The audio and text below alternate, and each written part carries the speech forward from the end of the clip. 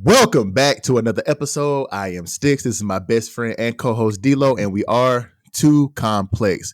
This is the Happy New Year episode, man. So before we get into the content, make sure you like the video, subscribe to the channel. Y'all finally got us over 500. We appreciate y'all. We definitely appreciate y'all for that 500 subs. And make sure you hit that notification bell so what? You miss none of these bangers that we drop every single week. D-Lo, with the Christmas holiday over and going into the new year, man, how was your week, bro? How was the last week of the year for you? The last week of the year. So let's talk about what it was. Mm-hmm. Talk about what I'm tired of, and then what you tired of, right. D-Lo? So the holiday season was a success. The family. All smiles there on both ends. I was smiling, happy. My children were happy. My wife was happy. My wife's mom and sister were happy. It's an all around good experience. Good feeling in the home during the holiday season. That was good. What I'm tired of is I'm tired of being sick. I am tired of being sick. So I don't know if you can hear it in my voice right now. Probably sound a little nasally. I don't know. I feel like I sound the same, but everybody say you sound different. You think you sound. Then you think you sound. I'm tired of being sick, man. And the reason I'm tired of being sick is because before having children, I hardly ever got sick. And now it's like, I believe the last 3 times we've been recording, I've been either about to be sick or getting over a sickness. It's just, It's crazy. And that's why I ask you all the time, man, you sure you want some more? You sure? And you're like, every time, yeah. Man, I'm like, man, this shit is not worth it. Because every time you ask me, I'd be like, D-Lo, what you trying to say, bro? You trying to keep me from having children? What you trying to say? I'm not. If you want to have it, if you want children, by all means, have children. Yes, I'm not trying to keep you from reproducing. What I'm saying is you want to deal with all of this stuff that comes with it. Cause we think about how it is to have kids and what we envision ourselves being as parents. Obviously you're already a parent, but and how you're raising your kids and, all of that stuff that comes with it. But what you don't think about is this type of stuff, being sick, dealing with their attitudes. And so it's just different stuff. That's why I'm like, you sure? Because you have Sam. Sam is a great child, a great girl. I'm sure you dealt with some of the stuff that I am dealing with now. But I guess because I'm in my older age, I'm like, dang, bro, my dog, do he really want to do this again at this point in life? Yeah, I could dig it though. But I mean, to talk about that a little bit, whenever I had Sam, I was 22, so I was younger.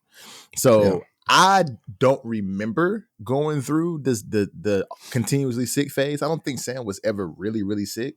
Whenever Sam was born, I worked from home, so I was always at the house. So Sam didn't have to go to like daycare, or we didn't have to have a babysitter or anything like that, like you do. So we didn't really. Sam wasn't really exposed to a bunch of germs up until she was like 3. And that's whenever I put her in pre-K. But even whenever she was in pre-K, from 3 to 4, she didn't really come home with no germs or no sicknesses like that. The pre-K was in the church. I don't know if that makes a difference.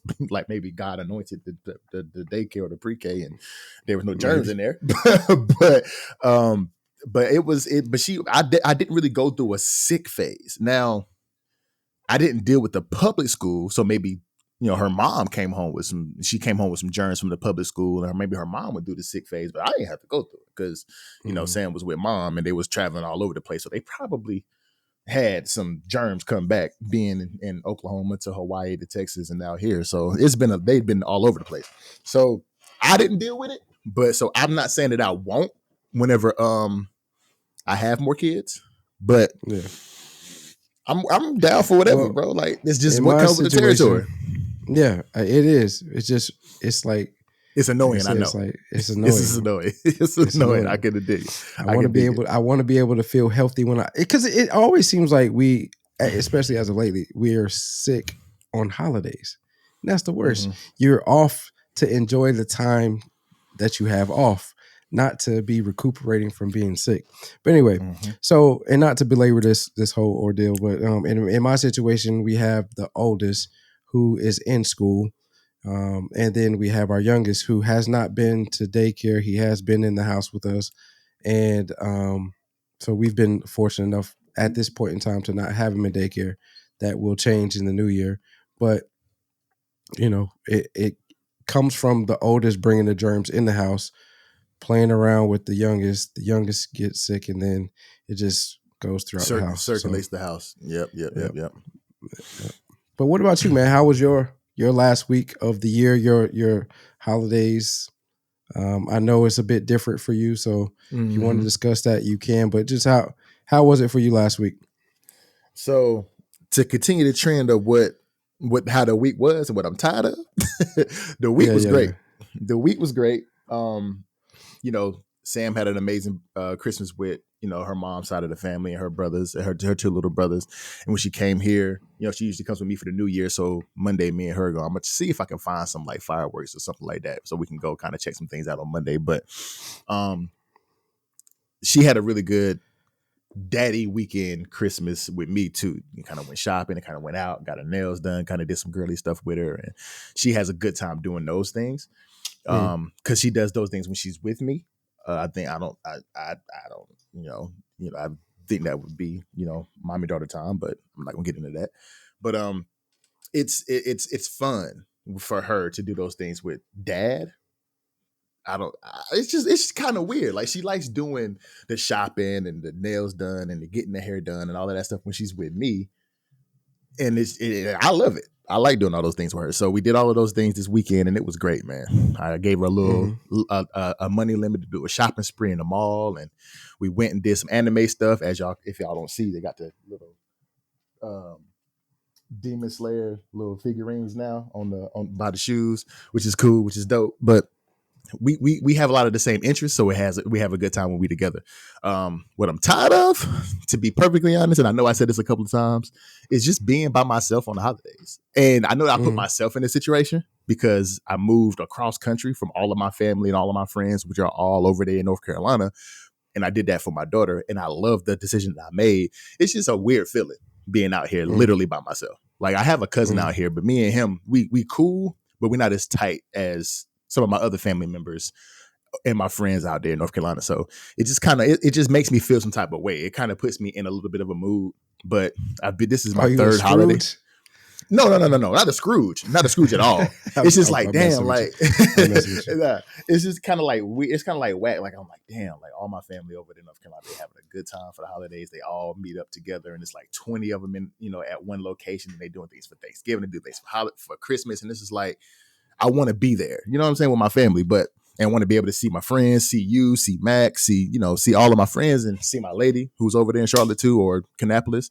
So it's like, it's just whack, but this is my third holiday season here. So I don't want to say I'm getting used to it, but it doesn't hit as hard as it did like year 1, year 2. You know what I'm saying? So right. It's just kind of whack, but it is what it is. But everything is cool, bro. My last week of the year was great. And going into the new year, it's going to be even better. We love to hear it. We love to hear it. Yes, sir. But talking about the new year, D-Lo, sir. We were suggested that we do a good, bad, and ugly for the Too Complex podcast. So just to start the episode off, there was a lot of successes that we had. And congratulations to you. Congratulations to the podcast. Thank you for doing this with me. Of course, I enjoy this every single weekend, man, and I love that we get to do this. Bro. Don't leave yourself out. I know. I was the one talking, so I ain't gonna say. I would say congratulations. You to can't us. say me and then don't say you though. Yeah. Facts. Congratulations to us. You know what I'm saying, for putting this thing together. For finally, after talking about it for so freaking long, and not doing it, and then finally saying, you know what, fuck it, let's just do it. This is go out there and take a leap of faith and just do it.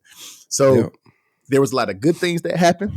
There were some bad things that happened, and there was some ugly that was in this motherfucker too. So I'm interested to hear what you got to say on this. I think mine is a little bit lighthearted, but I'm interested because you're a little bit more. I'm a little more reserved than you are, so I'm interested to hear what you got to say. So I'm gonna get mine first. So let me see. So the good, of course, we already talked about it in the intro when I introed the show today. We hit 500 subs in a year, D-Lo. And I think that right there is an accomplishment within itself. It allows us to take advantage a little bit more of YouTube, and it allows us not to take advantage of YouTube. Don't take it that way, YouTube. I ain't mean like that. But it allows us to do a little bit more as far as the YouTube process, and gives us a little bit more leeway to have fun. You know what I'm saying? Have fun with the podcast and do things a little bit different. So that was my first good thing of the year. Mm-hmm. My next good thing of the year was to have a video, the Udoka video, go over 30K views. So we had a video on the pod that had 30,000 views, 31,390 to be exact. So that was some of the good things that happened to me. What was the good for you, D-Lo? So the good for me was our ability to stick it out and push through. The reason I said that is because there was a point where it was like, damn, what are we really doing this for? Why do we even put up with the stuff that we put up with? And it's surprisingly so we refer to YouTube a little bit differently than most podcasts who may look to just be on streaming platforms first. We're looking at the opposite way. We're trying to utilize YouTube, and then from there, hopefully everybody will follow us to the streaming platforms. Yeah. But even us being a small channel on YouTube, there's a lot of stuff that we deal with some of our takes, some of our segments that we publish. It's like, you didn't even look at, I'll get into that in the bad. So we could have quit, but we did, because most podcasts don't make it past the first year. This is the year and a half, 2 years. It's a year and a half. October, September. Yeah, September was the anniversary. So about a year and a half, just about. Year and a half, yeah, or a year and a quarter, something like that. Mm-hmm. So we could have quit, but we didn't, and I'm proud of us for doing that, because 100%. It's only up from here, in my opinion. I'm also proud of the amount of interaction that we've gained on our channel, whether, again, the good, bad, ugly, whatever the case may be. We have had a ton of interaction on our channel with some of the segments that we have. You mentioned the 31,000 views for one video, and then the countless other interactions and views on the videos that we have for YouTube.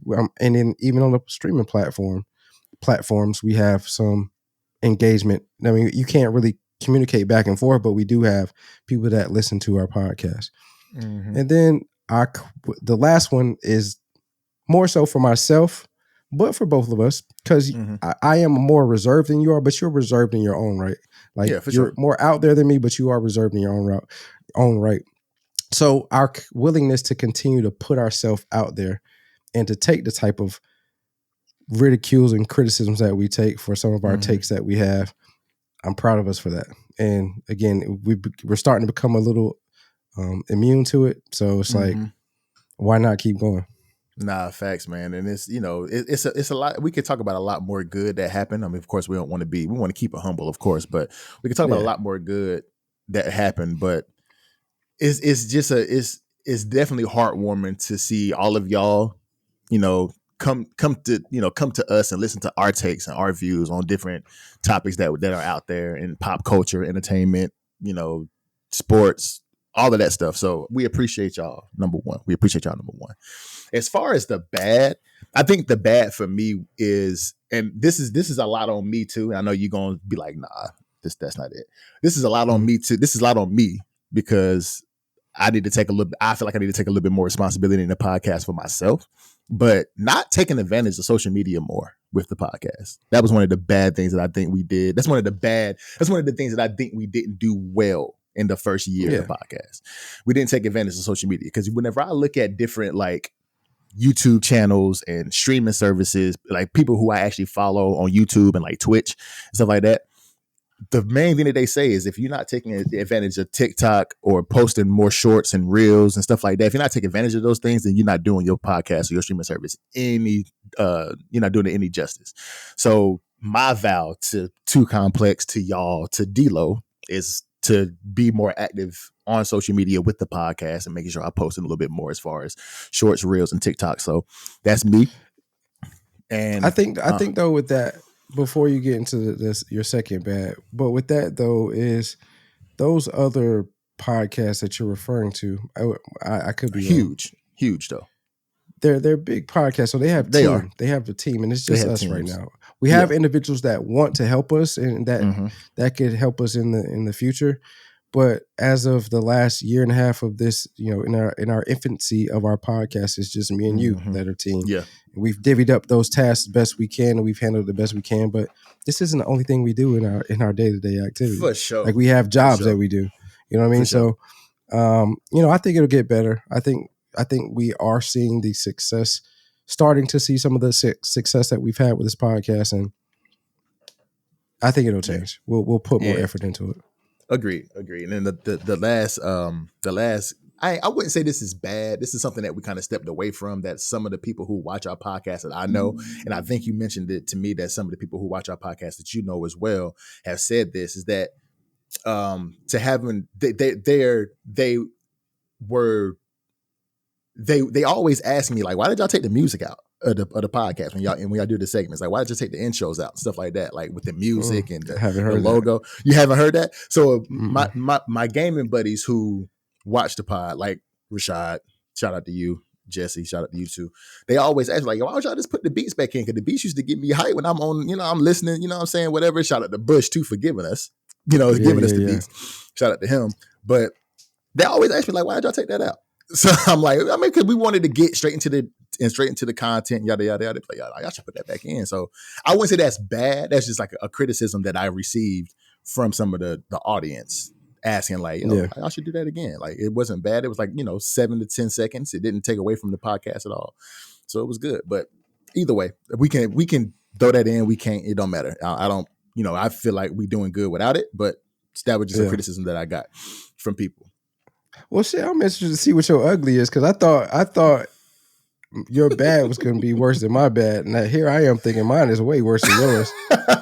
Do you think? No, my ugly. So, I say the real bad for the ugly section. That's what I do. Okay. Yeah, I can't even remember what I said for the ugly.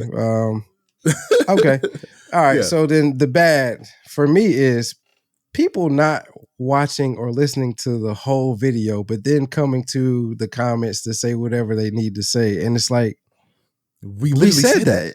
we said that, but you failed to watch the whole video.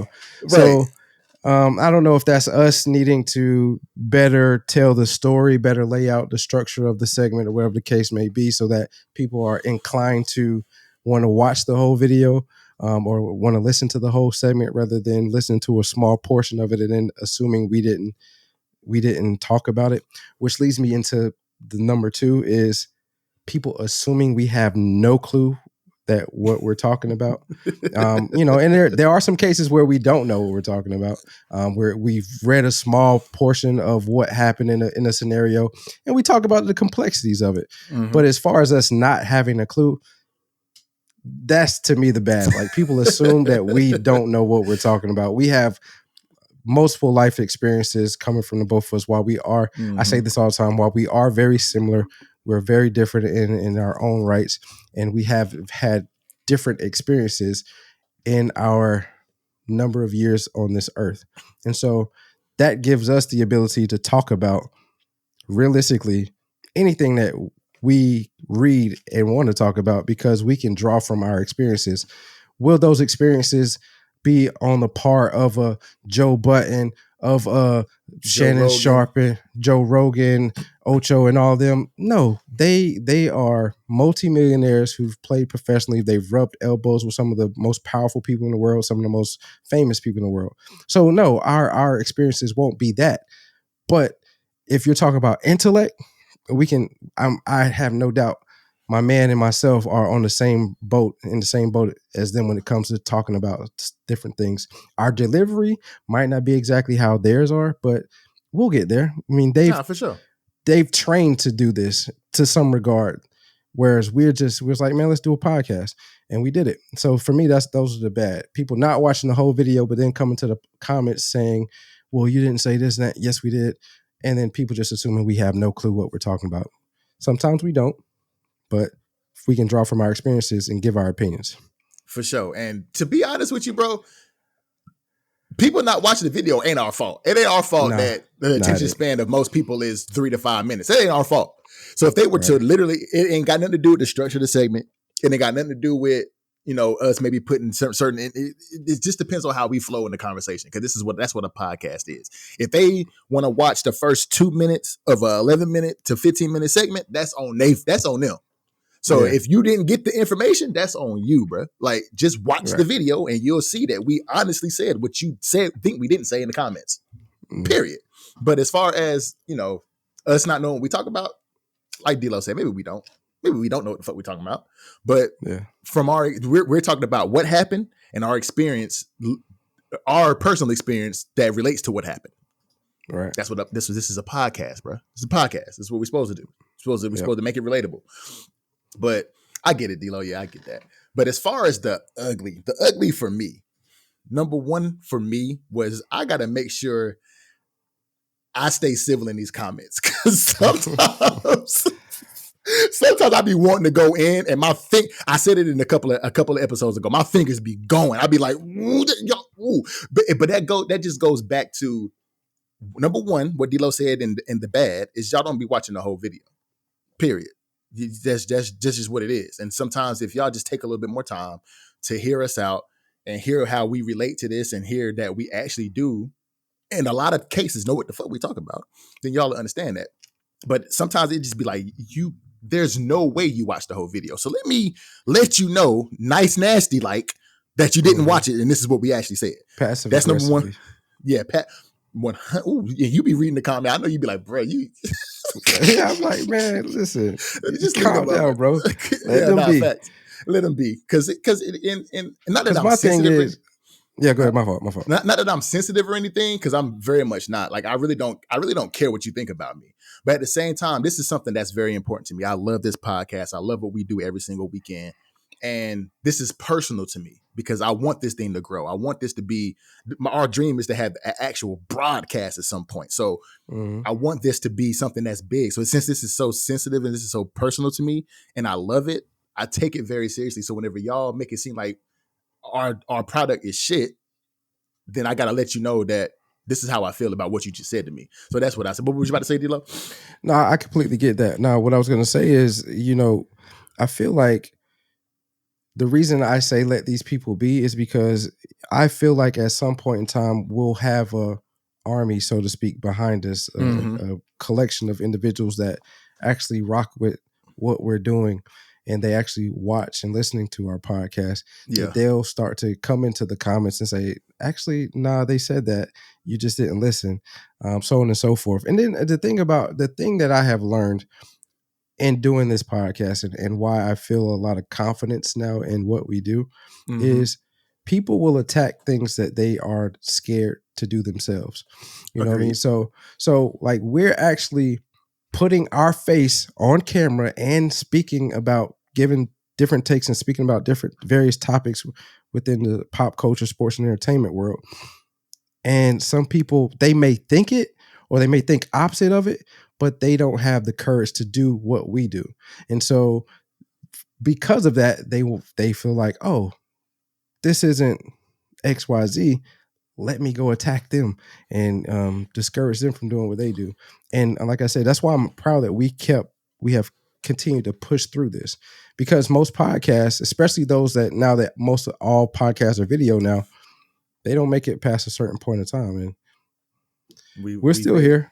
We still here. I mean, it's not to say that we're guaranteed to be successful now, but in my eyes, we've been a success up until this point.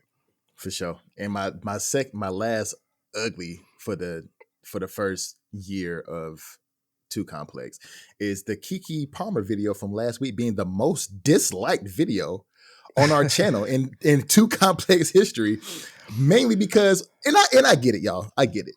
The main reason why that was a topic is because she was exposed through text messages whenever the world thought Darius was solely guilty for what was going on in their relationship.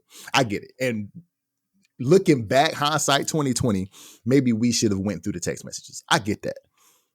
But at the same time, that topic was like 2 weeks old. So the fact that, and we can't assume that everybody consumes the same media that we do. We can't assume that. But at the same time, that story was such a huge story. And the fact that it was a 2-week-old story that we were talking about, and there's multiple people in our comment section that hadn't seen the text messages yet.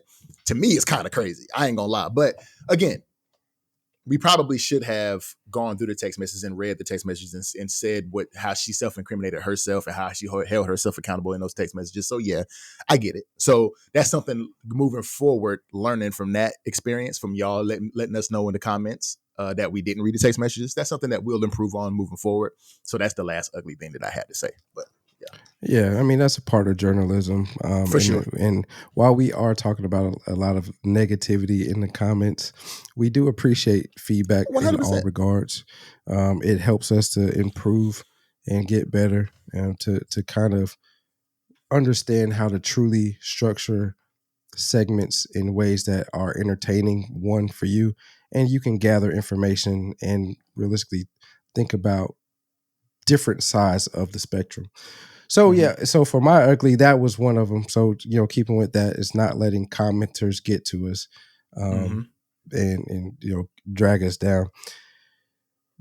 The other ugly for me was more so along the lines of things that I have forgotten to do. So, like I said earlier, we're a small team. It's just you and I handling all of the day-to-day functionalities and operations of the Too Complex podcast, every facet of it. I recall there was one point in time last year where I completely forgot to post the podcast on the streaming services for 2 weeks in a row. Oh, gotcha. And you don't remember that? You remember me telling you that? I don't think you told me, but I remember that you said you kept hitting me up to not to remind you, but basically like you were hitting me up to remind yourself to do it. So I was like, damn, why deal all of a sudden doing this? I didn't know, but I didn't know that. I didn't know that. Yeah, no, I completely forgot. And the only reason I knew is because when I went to the page where you go to download it, it said we were on like 37 or something like that. And the count was at 35. I was like, that ain't right. And so when I went and looked at all of them, I was like, oh snap, I didn't post the last 2 weeks. So yeah, that was ugly for me. Us letting comments get to us, and then also just completely forgetting to handle my aspect of the job. Yeah. And it's crazy because somebody in the comments today actually was like the dude in the red shirt, which was me last week. Somebody said something to the effect of, I just had to laugh because it was funny. Somebody in the comments said, dude in the red shirt looks like he commits black on black crime and has a white girlfriend. I was like, hello? I was like, huh? Hello? What are you talking? I just had to laugh. And I was like, yo, you're hilarious. Thanks for the troll. Basically. I appreciate the troll. But it was just funny. So that's crazy. The last thing. It's probably the other way around. Nah, I'm playing. It probably I'm the nicest guy out there. We respect everybody in the comments, man. So we appreciate y'all. If it wasn't for y'all, we wouldn't know how to get better. So I was talking about me. I wasn't talking about that person. I wasn't talking about that person. I was talking about myself. You stupid. Oh well. Yeah. Never mind. Anyway, I don't do any black on black crime. Yeah, true. But so my goals for the next year, for going into 2024 for Too Complex and myself, is number one, post more reels, shorts, and TikToks. That's for me. I need to get on top of that and take advantage of those social media services. I need to do that. I do, bro. I know what you're saying. I know what you're gonna say, Sticks. It's both of us. We doing it together. We only a 2-man crew. I get it. And I know these other pages that I do watch that are saying to take advantage of social media are bigger services. They're either single guys who don't have any lives outside of what they do on YouTube or Twitch or whatever, and that's all they do is stream and post videos. I get it, but if the best way to build our audience, since we know from the comments that the attention span ain't that long, we know from the comments that it ain't that long. So to give them something that's a minute, maybe a minute and a half to watch, that gives them some sort of insight to what we're talking about in the podcast, might bring a little bit more foot traffic to the podcast and help us grow a little bit more. So I think it is important. So I do want to get better at that. Secondly, my goal is to try in some way, which I think I've done a little bit over the past like month, is try to improve the thumbnails a little bit, maybe incorporate us a little bit more in the thumbnails a little bit as well. So that's another thing I want to improve. That's my goal for 2024. My next one was, and this is on y'all, and we of course we love y'all, but we want to hit 1,000 subscribers in 2024. So help us do that. Help us hit 1,000 subscribers in 2024. We hit 500 over the first year. Help us get 500 more in the second year of the podcast. So let's do that. And then keeping the content a little shorter, not being so long. So I wanted, long-winded with the segments and kind of got to keep the attention span a little bit more of the audience. So trying to keep it within that 10 to 12, being more concise, not being so long-winded, and trying to make sure that we keep it within the 10 to 12-ish, 15-ish minute range with the segments. But the shorter, the better, of course. So that's what I wanted to do too. That's my goals. Yeah, so as far as my goals for 2024 of Too Complex is definitely, I want to get to that 1K subs on YouTube as quickly as possible. So if we can do that in the first 3 months, that would be great. If we can do it in the first month, that would be even amazing. If we can get 500 subs in January, that'd be amazing. So y'all go hit that subscribe button. That would be amazing. And really, I think we can do it. It's just, how fast we get there. I want it to be as quickly as possible. And then from there, hit the next milestone for subscribers, which would be 5,000. 5,000 to 10,000. From there, the sky's the limit. You double it, continue to double it as often as we can. Mm-hmm. Next for me, since I edit the podcast currently, as far as the videos and all that, upgrade the layout and look of the podcast. Mm-hmm. I'm looking to do that in the new year. So I'm looking at various podcasts that is consumed on an ongoing basis and taking tidbits from each and every one of them to try to figure out what's the best way to have us look like those podcasts, or being the fact that we are in 2 different locations and we probably will be in 2 different locations for the foreseeable future, is make that layout as popping, or whatever the best term to use there, as possible, that will grab the attention and not say, oh, this is some low grade stuff, these boys, and because I think that plays a part into people thinking we don't know what we're talking about, because stuff could be 100%. Low graded. And the last one for me is to continue to hone in on skills needed to make the content entertaining, and have people drawn to watch what and listen to what we're doing here. I agree, man. I mean, it's definitely, of course, we all know, man, YouTube is a marathon, it's not a sprint. So we're going to continue to improve. We're going to continue to grow. We're going to continue to bring you guys some great content. And we hope that you guys will stay with us and support the podcast as much as y'all have been. So we appreciate y'all. We love y'all. And thank y'all for supporting Too Complex, man. We love it.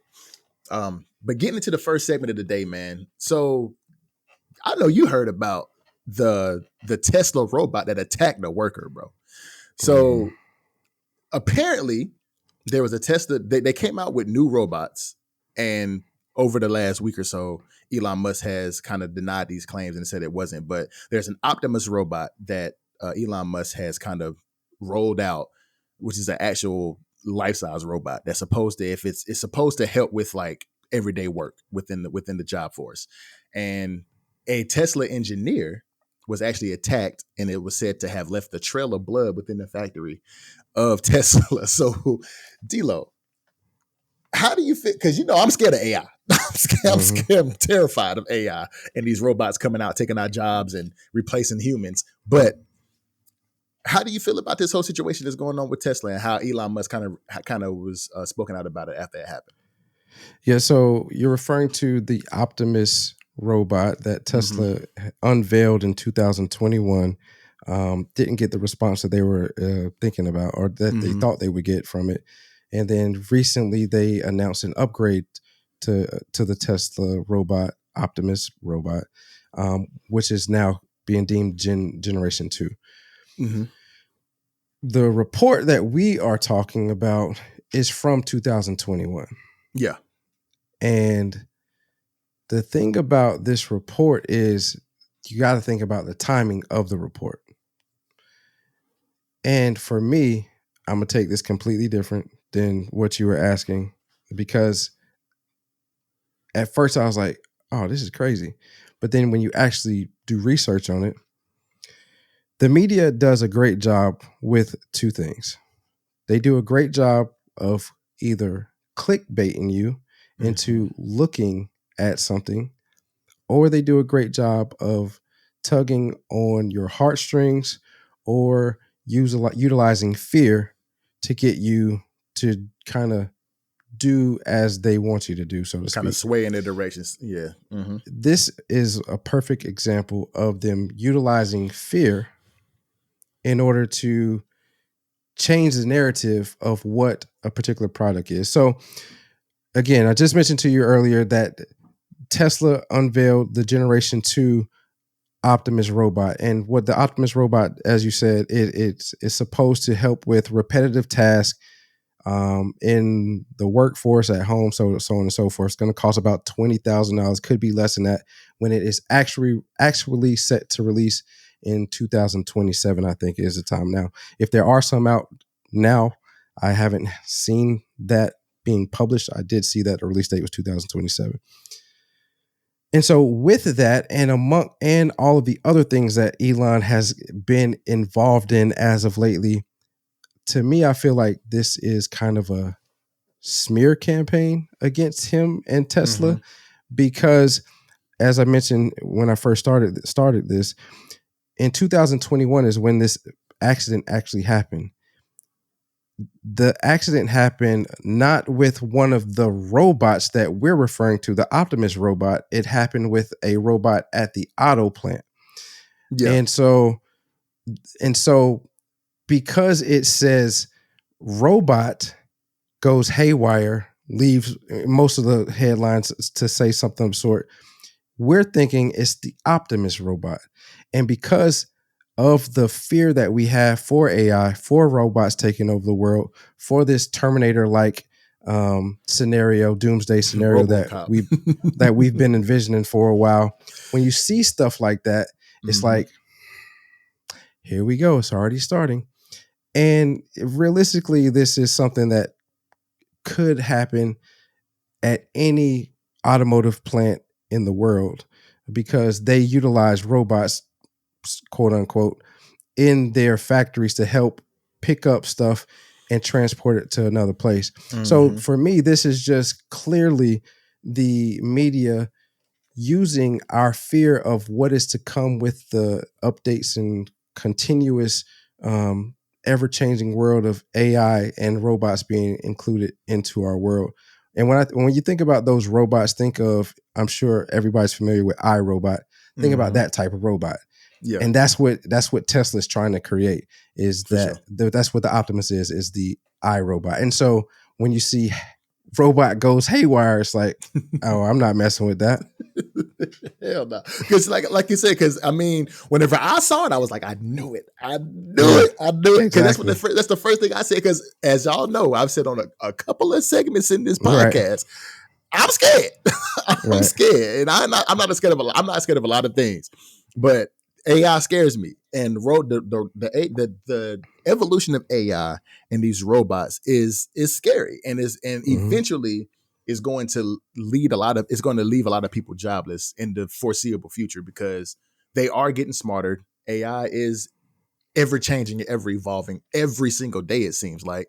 So that's the one thing that scares. It doesn't scare me in a fear sense, like, that they're going to take over the world, which they may, but the fear is the economy for me, and how people are going to be out of jobs eventually and things of that nature. So that's what scares me. But you're absolutely right, D-Lo. The media does have a way of pulling on the emotions, working your emotions, and putting things in a way. We even got accused of clickbaiting last week. Right. So, you know what I'm saying? So like, they do have a way of clickbaiting you into trying to figure out what the hell is going on. And and within that article, they're going to tug on them heartstrings and say, see, this is exactly what we've been talking about. This is what y'all scared of. These robots going crazy and, possibly killing people. And like D-Lo said, Terminator situation, AI robot situation, the AI situation happening, iRobot situation happening. So it definitely scares me. But apparently from what Elon Musk was saying was it wasn't the actual robot; it was a factory arm, which he said is in every single factory, not just Tesla, but it's in factories all over the world that that clamped into him. It was an engineer that was trying to reprogram or trying to update the program of the arm, and he didn't completely turn it off, and it actually did attack him. But it wasn't to the point. It wasn't what people were making it out to be. And you're absolutely correct. Elon Musk people are trying to put a smear campaign on Elon Musk. They've been doing it for the past couple of years, really within the past year since he took over X or Twitter for that matter. And in a lot of ways, for some of the things that he does say deserves him to be ridiculed most of the time because he is an asshole. Yeah, I mean, there's no debate about that. But from what they're trying to do with this article is kind of crazy because it wasn't what people were making it out to be. Yes, it happened in Tesla's factory, but it wasn't the actual robotic. It was a robotic arm. It wasn't the actual Optimus robot that they're talking about. So I get it, but am I scared for the economy? Yes. Still scared. Yeah. I mean, I think we all are to some degree. Because right before I got on here before we started a pod, I saw that Google is planning to let go of a significant amount, and it's rumored. I don't know if it's actually true, but there's rumored to be planning to let go a significant amount of their force because AI has advanced so much that they're going to let go a significant portion of their workforce.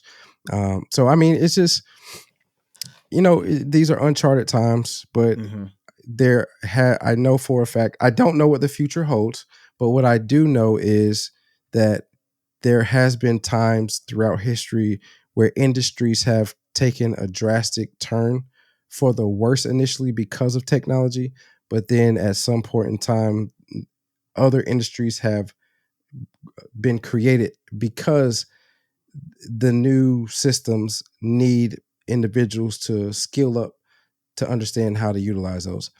Hopefully that's still the case now. Again, we're in uncharted territories, or we're headed to uncharted territories with the rise of AI and their ability to maneuver and move around like humans, but also think a little bit faster than humans and handle processes faster. So does that completely eliminate us from the workforce?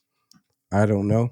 But, understandably we should be scared, but I think we'll find a way. Hopefully we find a way to have both of us, be able to work in unison and not drastically shut out a lot from working and earning a living.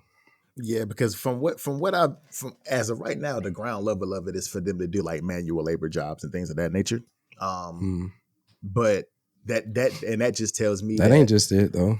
No, I agree. But what that tells me is that us as humans need to figure out a way to get more skills to do the bigger jobs. So that way, the AI can do the minuscule stuff and we are doing the bigger things and telling the AI what to do, basically. So that's just what it's telling me. But we'll see. There's a bunch of jobs that I think there's some jobs out there which I won't get into in this segment, but just not to keep it long-winded. But there's a bunch of jobs that I feel like AI is not going to be able to do. But we'll just have to see, man. We'll just have to see.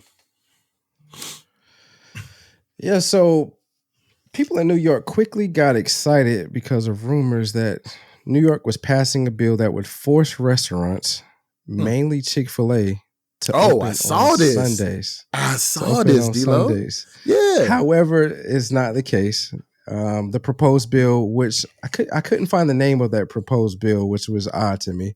But it only applies to state highway systems rest areas and those restaurants that are within those. And it wouldn't immediately apply to restaurants currently operating.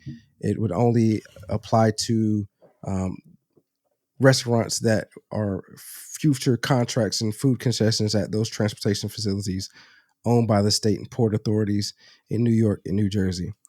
So, Sticks, let's think about a hypothetical here.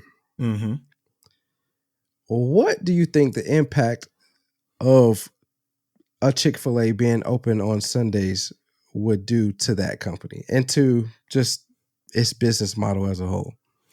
So, first of all, Jesus, the devil is a lie.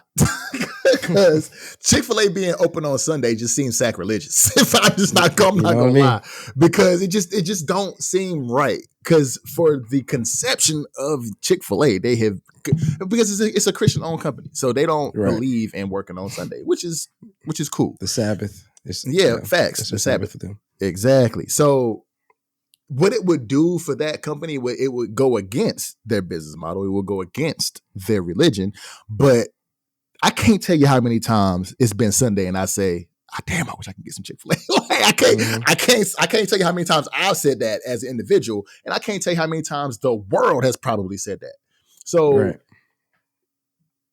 there are a lot of people out there that think Chick-fil-A is overrated. I don't personally, but there's a lot of people out there that I've seen it on social media a million times, like different people who are saying that, different restaurants are overrated. Chick-fil-A is one of them people are putting up there. I love Chick-fil-A. Sam loves Chick-fil-A. I love it. So if it's open on Sunday, it's going to bring them some business so quickly if they're open on every day of the week. But I don't think Chick-fil-A will do it. I don't think they will. And I don't know what the fines will be by them not following this bill and whatever, but I don't think they'll do it because I think it's against their business model and their religion. So I don't think they'll do it. What you think it'll do for them? Yeah, so this is a hypothetical. Apparently, this bill is not going to force Chick-fil-A to open on Sundays. But I actually am on the opposite end of you when it comes to this. I think while it will, I know that there are multiple people. My daughter's one is like, yeah, let's go to Chick-fil-A. I'm like, it's Sunday. It's Sunday. Like, right. Yeah, that's right. So yeah, I know that there are a ton of individuals that wish Chick-fil-A would open on Sundays. I think that would take away from the mystique of Chick-fil-A. I think it actually would ruin the business, in all honesty, because I think everything goes downhill because they are being forced. They are being forced to open on Sunday. And not only does that give everybody in that corporation a day off, where nobody works, it also keeps them in a decent operating system, so to speak. So they don't have to over order on chicken and the fries that they get, all that type of stuff. They can, keep it in a decent amount and then go from there. But I also feel like the service would no longer be what it is. The my pleasures would turn to, yeah, okay. You know what I mean? Because they're being forced to work every day of the week in order to facilitate the needs of the consumer. When they set out as a business, they said on Sundays we're not going to be open. So I mean, I feel like the service and the business model as a whole would go downhill. One, because it would take away from the mystique of what Chick-fil-A is, and people feeling how you feel. I honestly think that saying that you said, oh dang, it's Sunday, I wish I could go to Chick-fil-A, I think is what makes people want to go even more during the week, because like, well, I couldn't go Sunday when I really wanted it. Let me go Tuesday or Wednesday or even Monday. And so I think if it's open every day, it's no longer, dang, I wish I could go to Chick-fil-A. You're just going to go. And now you don't go as often as you once did. I also think that every business should be closed at least one day a week. I don't care if it's retail, if it's, your regular 9 to 5 and then the insurance, whatever. I think every business should be closed at least one day a week. Just to, I don't know. I just feel like it's only right. Yeah, I agree with that too. And it doesn't have to be on Sunday. It doesn't. And I agree, because there is a such thing as burnout. And I know everybody watching this video right now has experienced burnout at some point, because when I was in car sales, I had a period of burnout. When I was in advertising, I had a period of burnout. When I was in mattress sales, I had a period of burnout, because it was like I was either working by myself and I had to work every single day, 7 days a week, or you don't have, unless you take PTO, if your job even offers that, unless you take Right. PTO, you don't have no time to yourself. So I agree with D-Lo. Every company, every business, every industry should allow at least one day a week where they're not open. I agree. Yeah. That's a good point. That's a good Yeah. point. But moving on, man. So Keith Lee came out with his top 8. I don't know if you saw it, but Keith Lee came out with his top 8. And we all know top the 8 situation. what? Top 8 states in his first food tour that he did. He ranked from 1 to 8 what his best experiences was, what the best food was, and things of that nature. It says Keith Lee shares his top 8 cities, the best food from his food tour. And we all know what happened with Keith Lee about a month or so ago, maybe 2 months ago, where he went to Atlanta and he was getting a lot of backlash for the way that he did his reviews on the food and the customer service and the experience he had in Atlanta. So going through his top 8, I probably think you can guess who number 8 was. Atlanta. Atlanta was number 8. Nah, it's not Atlanta. It's Atlanta. Atlanta. Got it. Atlanta was number 8. And I can see him getting a little bit of backlash for this, but I think and we talked about this on the podcast in our segment that we talked about Keith Lee. It's just his personal experience. And not to mention there were people who are not just us, but there were other podcasts and there were other shows that reacted to this as well, and the backlash that he was getting. And even they were saying, like, your Cardi B's of the world and people like that were saying, like, the service and what you get when you're going out to eat in Atlanta is terrible. It's literally terrible. And I haven't been to Atlanta in a number of years, probably a decade at this point. But I haven't been down there in a long time, and I can't really tell you if it's been like this. Because whenever I go down there, when I went down to Atlanta, I found food wherever I wanted to find food, but I wasn't going to like the food scene, like to brunch spots and stuff like that. I was just going to, your B-dubs and your Chick-fil-A's and stuff like that just to get grub. But I've been hearing it is bad. That is bad. So Atlanta was number 8, but New York was on here at number 7, Detroit number 6, LA number 5, Vegas 4, Chicago 3, Houston 2, and New Orleans was number 1. And isn't he from Las Vegas? He's from Detroit, but he currently lives in Vegas. Vegas, okay. Mm-hmm. So he currently lives in Vegas. With this list, is he giving the reasons why they're ranked where they are, or he just put a list out and said this is what on his TikTok video, he gave the reasons why. I can't recall. I watched it, but I can't recall exactly verbatim what he said. He did say that he did talk about a little bit about Atlanta. He did say that he wanted Detroit, which is where he's from, to be number 1, but it was Detroit, Chicago, and Vegas that kind of competed in the middle. But he said that New Orleans by far had the best food, the best customer service, the best vibes, the best seasonings. But New Orleans is known for a lot of the food that they had. That's what they are. Yeah. They're known for a lot of the food that they have. They're known for, the Creole type style of food that they make. So they're known for that. And he said New Orleans on the first part of his food tour, because I think he said he's going to visit all 50 states. So he said New Orleans by far had the best. But he did describe why they were ranked where they were on his TikTok page. This is just from TikTok. It's Spiritual World's page that posted this. I got you. And it didn't go through detail of what he said, but I kind of figured when I saw it, I didn't even go through the rankings at first. But when I saw it, I was like, I know Atlanta about to be number 8. I know it. I know they about to be last. I know it. I kind of figured that. What you think? How you feel about that? I mean, I definitely feel based off of the amount of backlash that he has gotten from him saying what Atlanta was as far as the customer service. And I don't think he ever really talked about the food specifically. He just talked about the customer service. Mm-hmm. And then, and then other, I know, cause like I said, I thought he was from Las Vegas, and that's where I originally found him, was rating pop-up stands or food trucks in Las Vegas. Okay. And so doing all of that and then comparing his interactions and his critiques from Las Vegas to Atlanta, I figured Atlanta would be last.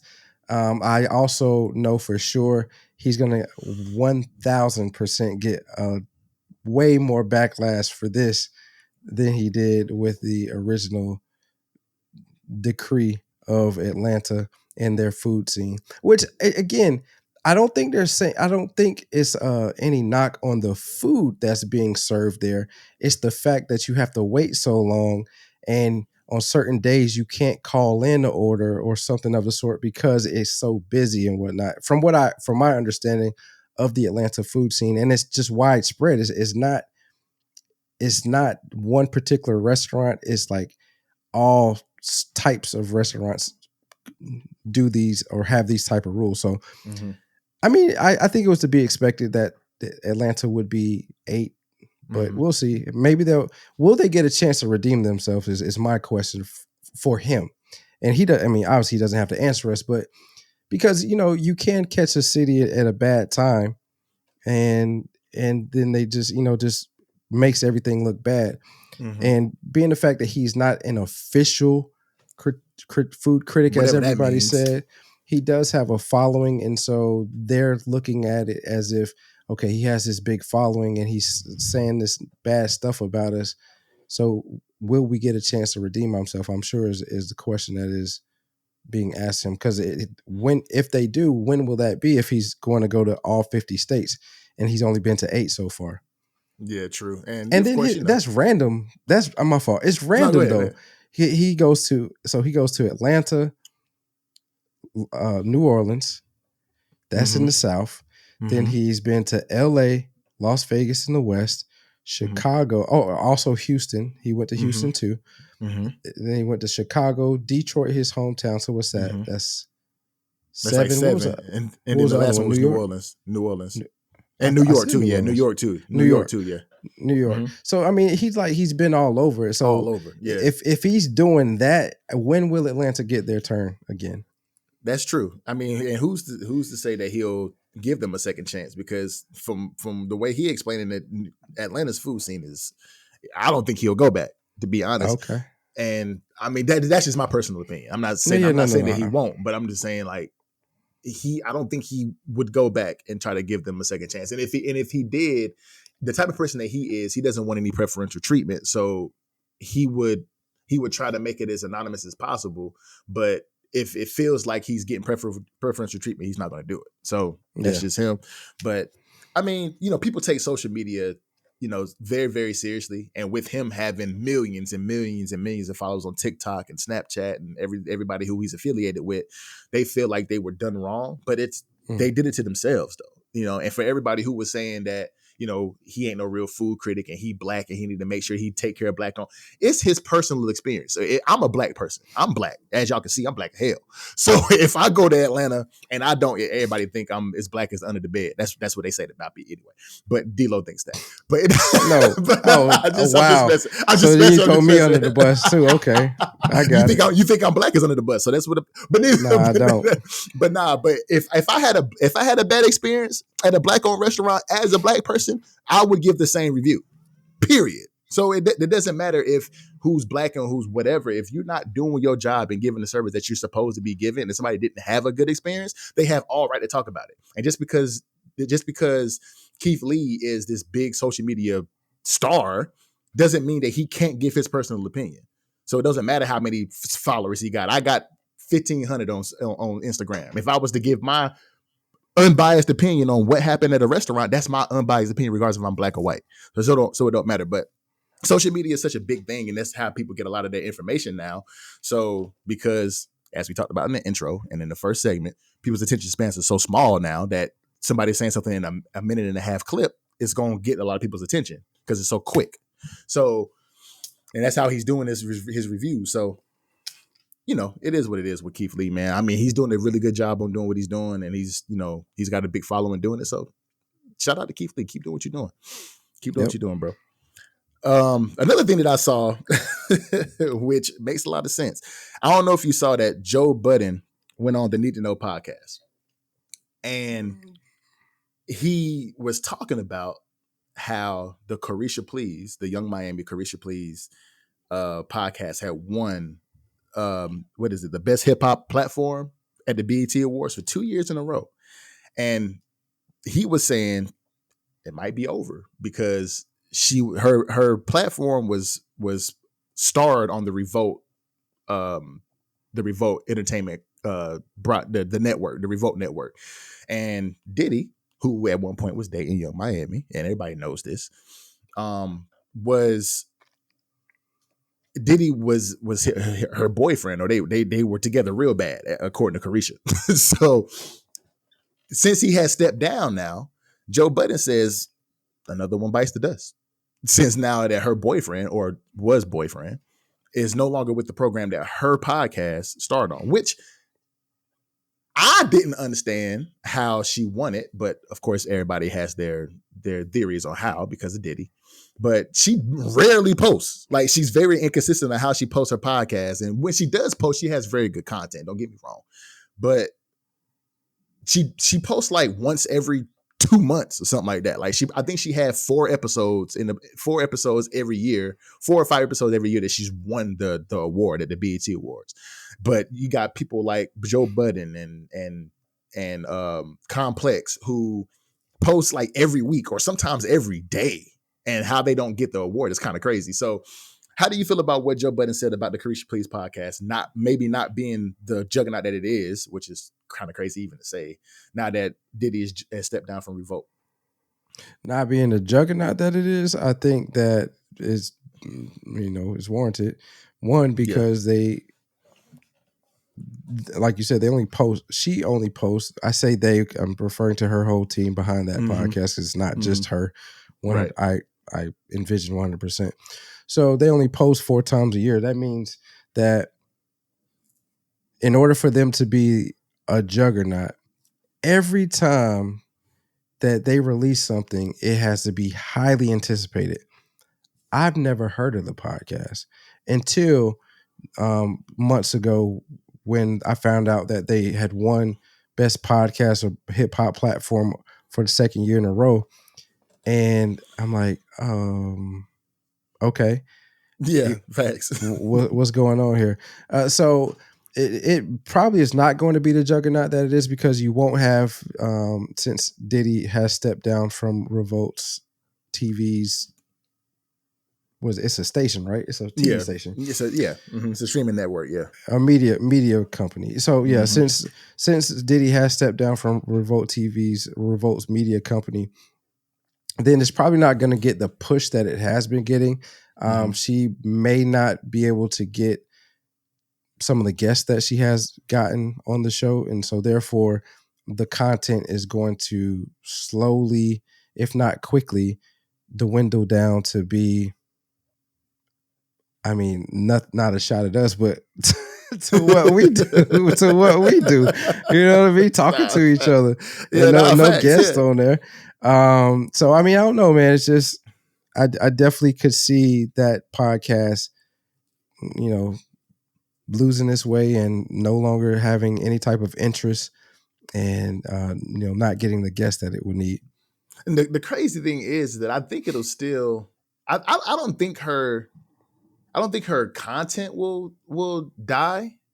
I think what Joe Budden was saying was, I think that since Diddy isn't behind Revolt and the BET Awards anymore, he doesn't seem to have the same behind the BET Awards though. So a lot of people had this theory that Revolt and BET had this relationship, and he was the reason why Caresha was winning this award a lot of the time with these last 2 years in a row. That has to be a theory. Not 100%, but conspiracy theory. 100, it's definitely a conspiracy, but it kind of makes sense given the lack of posts or the lack of content that she puts out, but she still wins Best Hip Hop program or platform. Yeah. So it kind of makes sense. It's still a theory, it's still a conspiracy, but out of a lot of conspiracy theories, this one the one that makes sense kind of the most, to be honest. So I don't think her content will go down as far as the guests that she has. I just think that they're saying that since Diddy has stepped down from power, that she won't win this program. They won't win the award anymore. But she never, to me, honestly, she never deserved to win it to begin with. Like somebody like Joe Budden, somebody like Drink Champ, somebody like that should have been winning it. You know what I'm saying? Right. But it is what it is in that situation. I mean, she, like I said, she makes good content when she makes it, but she just I guess she got to be more consistent now to be able to win the award for a third year in a row. But it would be crazy if she didn't win it. Everybody is going to say, yeah, she didn't win it because Diddy ain't behind it no more. But so that's what people going to say.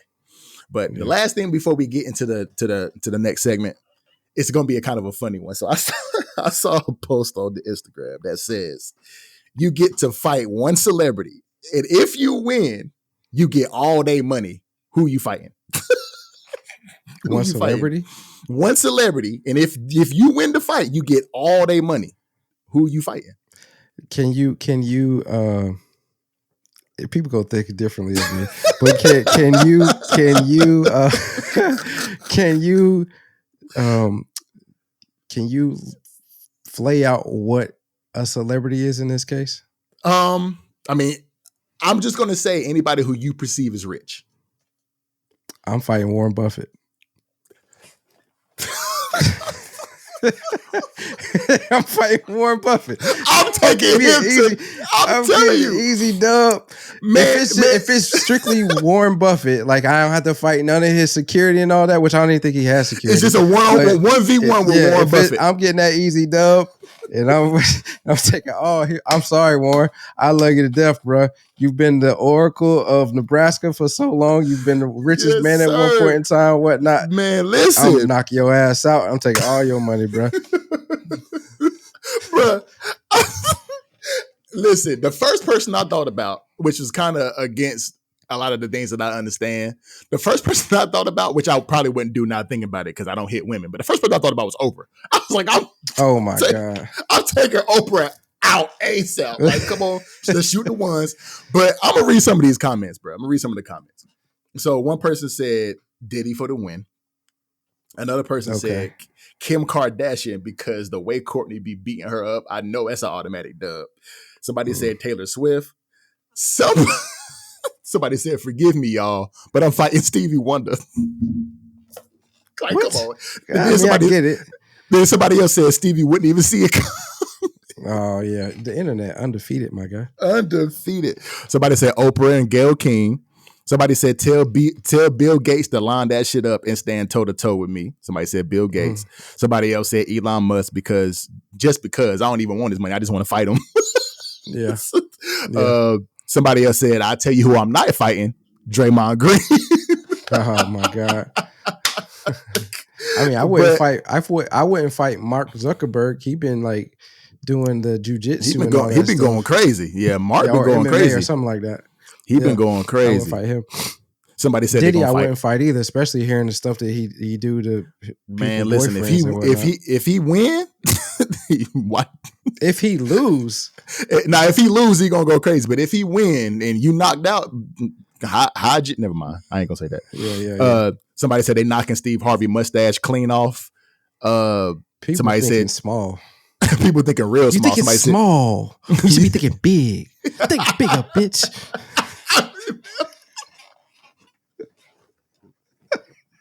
Bigger, bitch. But somebody else said Joe Biden. Why? What? Oh, well, we already know why. Somebody said, yeah, definitely. Just because he old. Somebody said Beyonce. Nah, not even that. What? Why do you think somebody said Joe Biden? He's the president, Republican, Democrat. Yeah. Oh yeah. True. On each side of the fence, I can get it. Yeah. Somebody said, who else? Let me see. Somebody said Jocelyn Hernandez. Why? She ain't even got no money like that, to be perfectly honest. Somebody, and God forgive me, I'm just reading the comment. Don't strike me down. Somebody said the pastor at my church. Hello? Oh my God. Again, you're thinking small. You got to think bigger. But yeah, but me, I was on line with you. The next person I thought after Oprah, please forgive me, y'all. I don't hit women. I promise I don't. It's just for the entertainment, just for the content. After I thought Oprah, I was like, Warren Buffett, no problem. Like he got to be at least 100 years old. No, I'm just playing. Right. We love you. He's 92.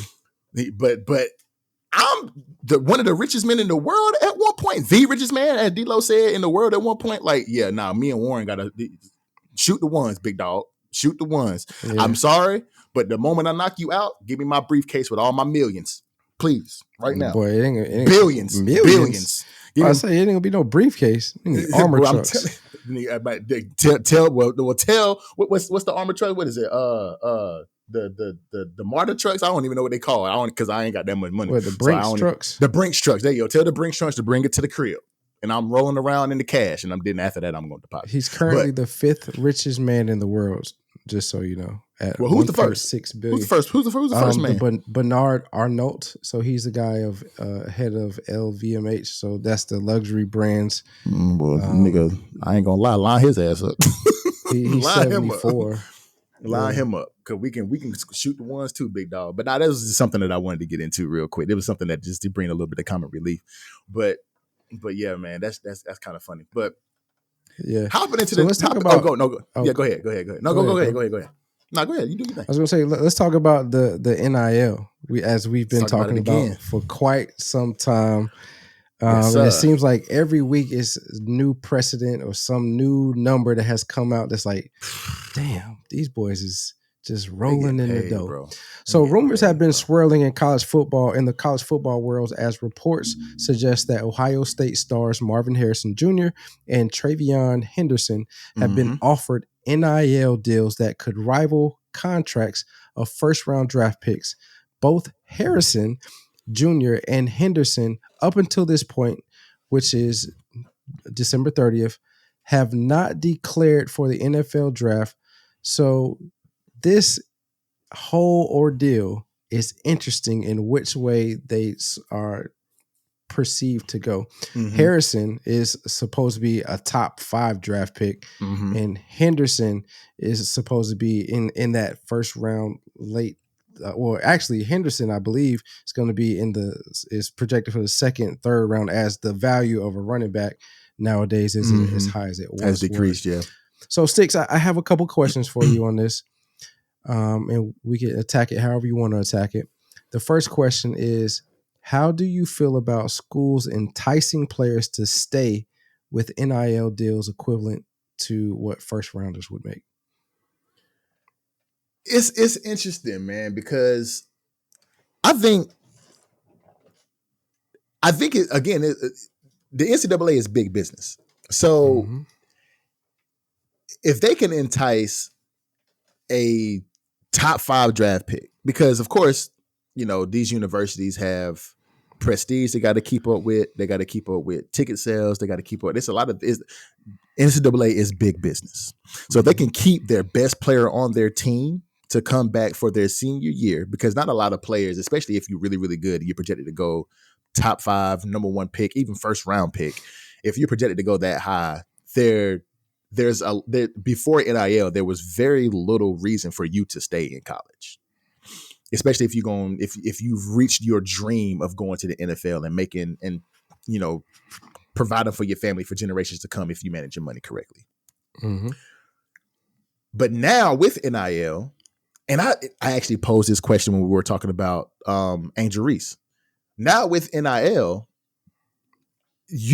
there is a possibility that you will see a lot more seniors in college because they have the possibility with their name, image, and likeness to make possibly more money than they would make in the pros. Now, that's kind of leaning more towards women's sports because they're not paid as much as men. As male sports are, like your football, not for women anyway, but they do have lingerie football out there, which they ain't making no money. They have other football too. Yeah, they do. They do have other football. And flag football is becoming really, really huge with women too. And I don't know how much they get paid, but they do get some sponsorships and some quote unquote NIL, but it is what it is.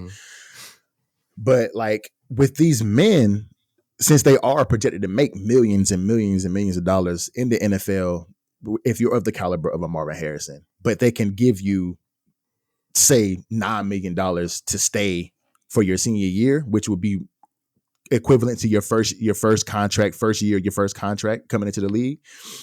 I can see it enticing a lot of people to come back. I can see that. And just to kind of read a quote from JJ Watt, and I told you about this last night when we were talking. Marvin Harrison Jr. will go top 5 in the upcoming draft. He'll average approximately $9 million a year over 4 years.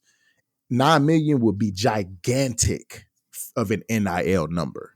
Most importantly, if he stays, he's 1 year further away from a massively lucrative second contract. He's earned his opportunity and he deserves it. Meaning he's earned his opportunity to go to the NFL. He deserves his opportunity to go to the NFL. And what I'm thinking JJ Watt is saying is that he should go to the NFL.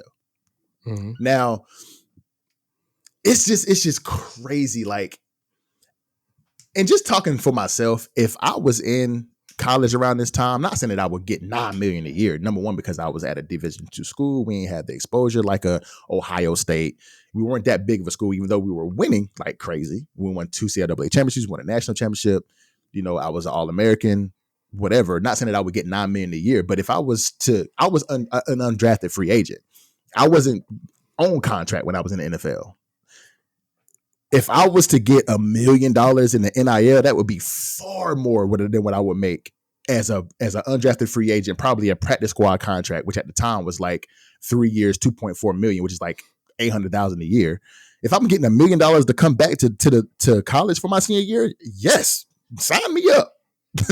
Hello, sign me up. But we'll just have to see what Henderson and Harrison Jr. does. I think I heard on the It Is What It Is podcast, and I know you said you don't take nothing he says to heart, but Maurice Claret, who does a lot of sports analyzing right now for college football, he said that Marvin Harrison told him that he was coming back. But neither one of them has said anything as of right now, but we'll see. What you think? What you think about this? What's going on with Marvin Harrison and Henderson? So I think schools will do what's in the best interest for them.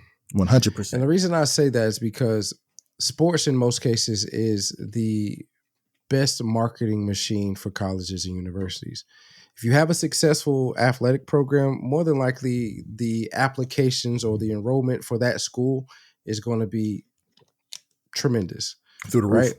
Right? Example of that would be the year that we went to the Orange Bowl. The year following that, we had a record number of applicants apply to go to that university. Now, Wake Forest is a small school. Like it's bigger than, when I was there, it was a large high school, right? 3,000-4,000 kids. Now I think it's 5,000-6,000, the enrollment there for the undergrad. And they do that on purpose. They want it to have that Ivy League feel as much as possible. Mm-hmm. But because of the success that we were having, not only in football, but basketball during that time, we saw a record number of applicants go to that school. And so schools, knowing that, they want to keep the best product on the field, the court of play as much as possible. And so now that they can legally give money, through a backdoor way called the NIL, they're going to do what's in the best interest of themselves and try to keep the best product on the field as possible. So I think, like, in Marvin Harrison Jr.'s case, I don't understand why he would come back. Because he is going to get pretty much, it might not be $9 million, but it could be $7 million. If he's in the top 5, it's going to be that 9. It's going to be the biggest contract he can get. For sure. The contracts dwindle down the lower you go in the first round. So it won't be $9 million or those big contracts. But needless to say, he's going to get a pretty healthy contract to play his first couple of years in the NFL. Now, on the flip side of that, if he does come back, he gets the $9 million. He can also take out an insurance policy on himself. So if something crazy happens and he's not able to pursue his dreams, he can then take advantage of that insurance policy. So there are pros and cons to both sides. But if I were him, I would probably go to the league. Trayvion's position, that is a tricky one. I don't know how I would feel about that because, like I said, he's not guaranteed to be in the first round. So that amount of money you probably won't see that in your rookie contract. And you would have to play a number of years in order to get $9 million a year, which We already know the NFL, and we've talked about on this podcast before, the running back isn't valued like it used to be in the NFL. And so those type of lucrative contracts aren't there for you. So if I'm him, I may come back to, and I may come back to Ohio State, take that $9 million, also take out an insurance policy on myself, and, do different things with that money. I don't know, man. It's just crazy to think about that this type of money is in the NCAA now, and these players are able to get this money while in school. To kind of piggyback off of what you said when we talked about the Angel Reese incident, or Angel Reese portion of when she was not playing, and we assumed that it was because she got big headed and all that stuff, and then also saying that she has mentioned she won't be trying to go to the WNBA anytime soon because of the type of money that she's making. And then you pose the question of, do we see more athletes stay in school? I still, even now we know the amount of money that can be given to them, I still think for those top tier athletes, because kids just don't like school. I mean, I'm about to say the school aspect. I hate school, but I mean, I don't know. It's really complex here because you got to look at it from many different ways. If you get in $9 million in Marvin Harrison and Travion Henderson's, in their, if you're getting that type of money from their standpoint, and you only have to stay another year, you just have to be eligible for the going into the season, and then you don't have to worry about it anymore. You could just skip class all you want to. But then you also go to a big university like Ohio State. Do they even really go to class anyway? Who knows? So I don't know, man. It's just crazy. It is a very complex situation. I mean, yes, kids don't like going to school, but like you said, man, it's a lot of money. You can, man, depending on what they've already accomplished in school, they might not even have that many credits to even have. So they might not even have real classes in the first place. So I mean, Marvin Harrison though, junior, he's a sophomore, isn't he, or is he a junior? He's a junior, if I'm not mistaken. I'll check. I'm checking. Yeah, check real quick.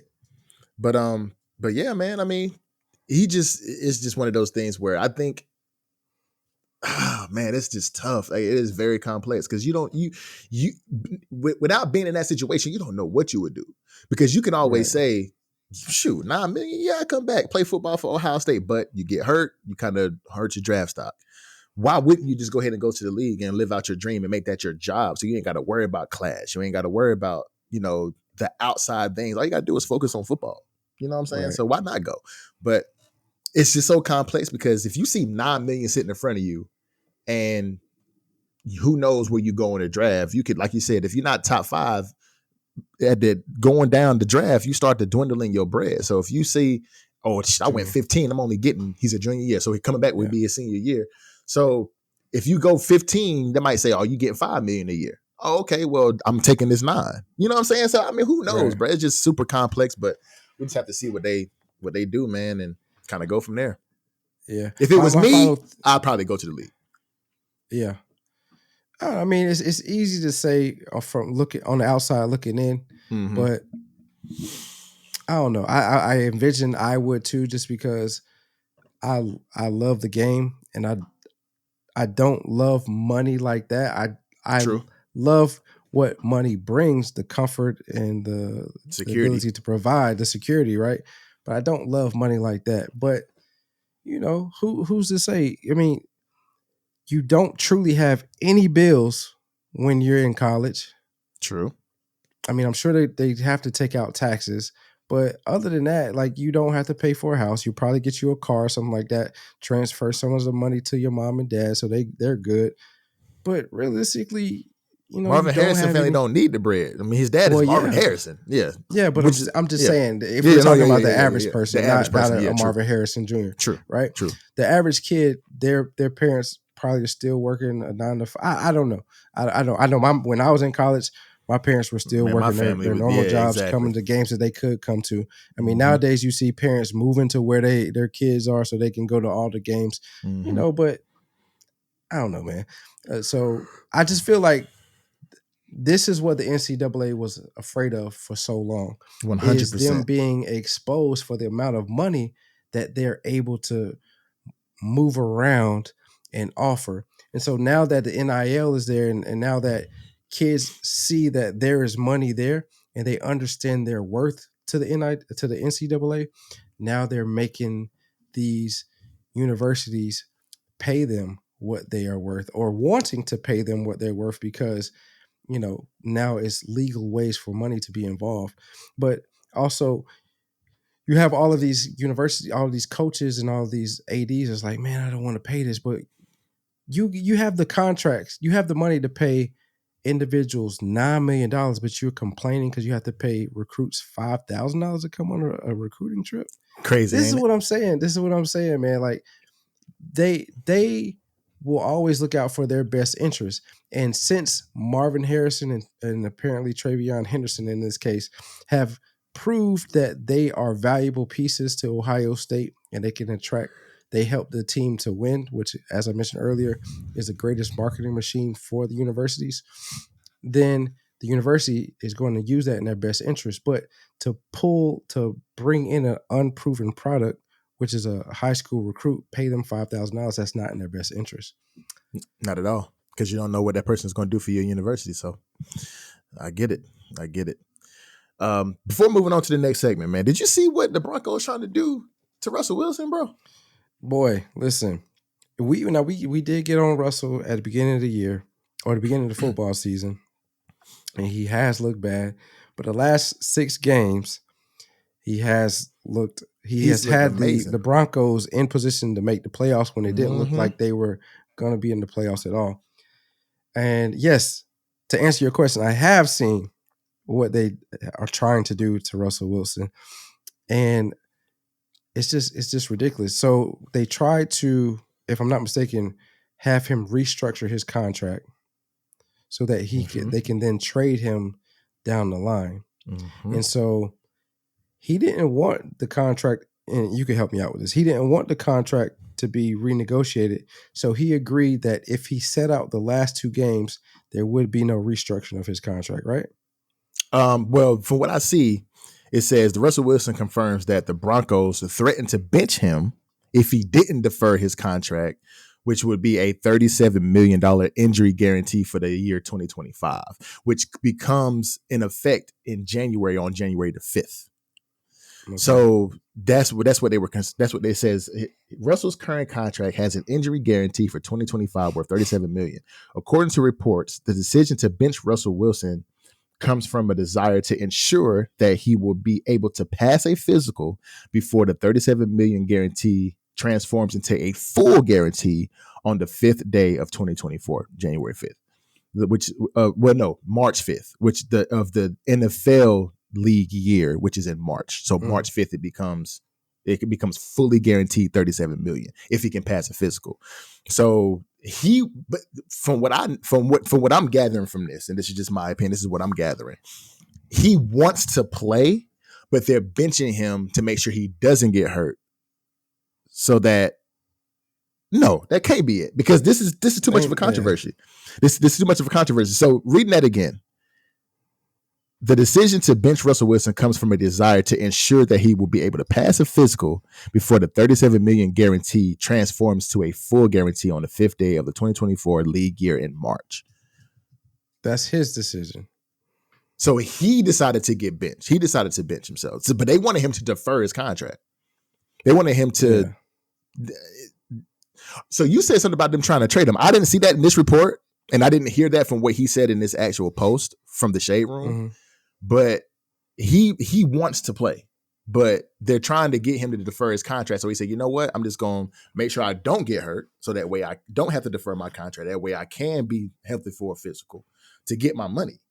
And I agree with Russell Wilson if that is the case. Yeah. So it says, I'm trying to get to the good pieces of this article real quick. Yeah. Let's see. Okay. So this is what I'm reading. It says, this is Russell Wilson speaking. He said, they came up to me during the bye weekend, the beginning of the bye week, Monday or Tuesday. They told me if I didn't change my contract, my injury guarantee, that I'd be benched for the rest of the year. Wilson said, I was definitely disappointed about that. I was it was a process for me that whole bye week. We had just come off beating the Chiefs. Mm-hmm. I was excited for us fighting for the playoffs and getting on a hot streak. Then the NFLPA and NFL got involved or whatever at some point. Yeah, I don't. They basically forced him. They were trying to force him to defer his contract, or he would be benched, and he just decided to be benched because I don't blame him. Yeah, like we're on a roll to make the playoffs, which we've been killing it for the past 6-7 games. Russell Wilson has been playing great for the past 6-7 games, and the fact that they don't want to give him his money or he will be benched. If I'm in Russell Wilson's situation, I'm sitting the bench too. Y'all let the backup, who I don't even know who the backup is no more, to be perfectly honest. I believe. Oh, it's Stidham? Okay. Let Stidham run the offense then and see if he can take us to the playoffs. And if he does, cool. I'll stay on the bench. Y'all gonna give me my bread though. You know what I'm saying? And if they do trade him, they still have to give him his money. Because on March 5th, that money becomes guaranteed. So if they trade him, whoever they trade him to, they have to take that contract and give him his money. So I don't blame him. I don't blame him for sitting the bench. I don't blame him for standing up for himself and saying, you know what, y'all are wilding right now. I'm taking my bread. Period. Yeah, I don't blame him. Yeah, I mean, this is a tricky. Like I thought I understood the situation earlier, but now you have me thinking that I don't. So I thought that they wanted him to go ahead and restructure his contract so that they would not have to pay that $37 million fully guaranteed, and then also work to trade him going into next year, because obviously him and Sean Payton, he's not Sean Payton's guy. Sean Payton got there after Russell Wilson signed with the Denver Broncos, and then he didn't look good last year under the previous head coach. And then the beginning of this year, he didn't look good either. And then he got on this hot streak. So it was like they were trying to get rid of him. And so it was his decision as a negotiating tool to no longer, if they were not going to have him restructure his contract, he would sit out the last two games of the season. Now, I could be wrong with that, but I thought that's what I read. And so now I'm going to need to go ahead and look at that again. Yeah. I'm gonna look more into it too. But yeah, it's a crazy situation though. It is too complex. We apologize for not having the full scope of what's going on with Russell Wilson. It's just a kind of a tricky situation. Like D'Lo said, it's very complex because it seems from the outside looking in from what I understand, this is my opinion. They're trying to hoe Russell Wilson for sure.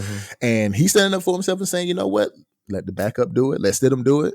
And I'll sit the bench and make sure that I'm healthy enough to pass a physical in March, and y'all can guarantee my contract. And if y'all try to trade me, whoever takes me is going to have to give me my money. So whatever y'all do, it don't matter, to be honest. Whatever y'all do, it don't even matter.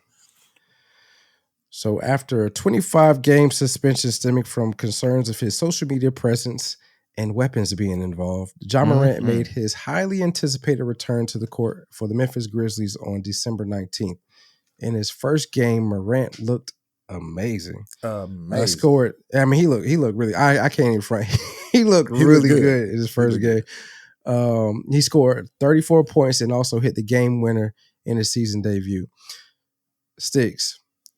Can Ja keep himself in good standing with the NBA to have the Grizzlies in the playoffs at the end of the season? I'll pray so, because up until the 19th of the month, it seemed like Ja Morant has been what the game's been missing, because he is a very exciting player to watch play basketball. A high flyer. He ain't been shooting the three well, but he's a high flyer. He gonna go get it every single game. He is an exciting player to watch. Just to give y'all a little bit of context, since he's been back, they're 4-1. The only loss was last night to the 4-2. They lost to the Nuggets before they lost to the Clippers. They got thrashed by the Nuggets, by the way. Got you. So they're 4-2. Well, this right here, the game logs say 4-1. The 19th they played the New Orleans. They played New Orleans. 21st they played Indiana. 23rd they played Atlanta. 26th, they played New Orleans. And then the 29th, they played the Clippers. They didn't play the Nuggets. They did play the Nuggets. The 28th, they played them. Oh, well, I guess he didn't play then. He must have sat out. Yeah, let me yeah, I think he's sick. He's been sick. Okay, but he played last night, and he played well he didn't play that well last night. He actually had an off game last night. But since he's been back in the 5 games that he's played, they're 4-1. He's averaging 27 points a game, 5 assists, 5 rebounds, and 8 assists in the 5 games that he's actually played so far. And he's been playing very, very well. The man ain't been shooting lost 142 to 105 to the Nuggets. Yeah, I don't think he played because it's not on the game log for him. But bruh is not shooting the 3 well at all. Mm-hmm. His 3-point percentage is 12% right now. Oof. But other than that, Ja been looking good, man. He's been dishing it. He's been scoring it. You know what I'm saying? He's very, very exciting to watch. He's already catching some backlash for apparently doing another gun celebration in the game. But which to me, I'm gonna have to get your opinion on it, see what you think. But it was very minuscule, but yeah, he did do a little, you know what I'm saying? Come on, bro. Like, Ja, we already talked about this one time before. You not that guy, bro. But you just got a lot of people around you who might be those guys, and you picking up a lot of bad habits from them. So it might be the company you keep. But we already know you ain't that guy, bro. You're not him. Yeah. You're not the guy that you're trying to portray yourself to be. So stop. Just be smarter. You already got suspended twice for showing guns on live. And now you still out here doing, dumb shit that's going to make everybody look at you like, okay, Ja, like, be cool, my nigga. Like, calm down. Right. But hopefully he can keep his nose clean, which is what we talked about, when he got suspended the second time. When he came back, hopefully he can keep his nose clean and play the final, 57 games of the season and show out. But I think Ja look like what the game been missing, man, because he's exciting to watch. How you feel, bro? How you feel, G? So the reason I asked the question is what you alluded to at the tail end of your response there.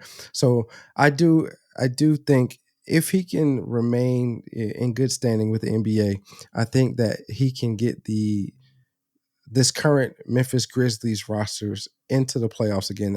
Obviously, they probably won't be as high as they were last year before they lost to the Lakers. But, he has looked great.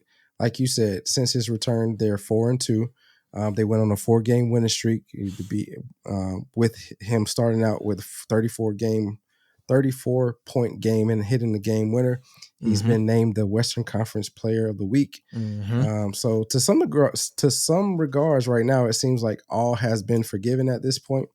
And so I certainly hope he can remain in good standings with I was about to say NCAA, with the NBA. But in the same breath, he has had some little controversy that has come with him after his celebration against the New Orleans Hornets when he caught an alley-oop in the final seconds of the game, which kind of sealed the game for the Grizzlies, where it was a dance, but in the dance he was doing he made the gun gestures. And then he also did a rocket launcher.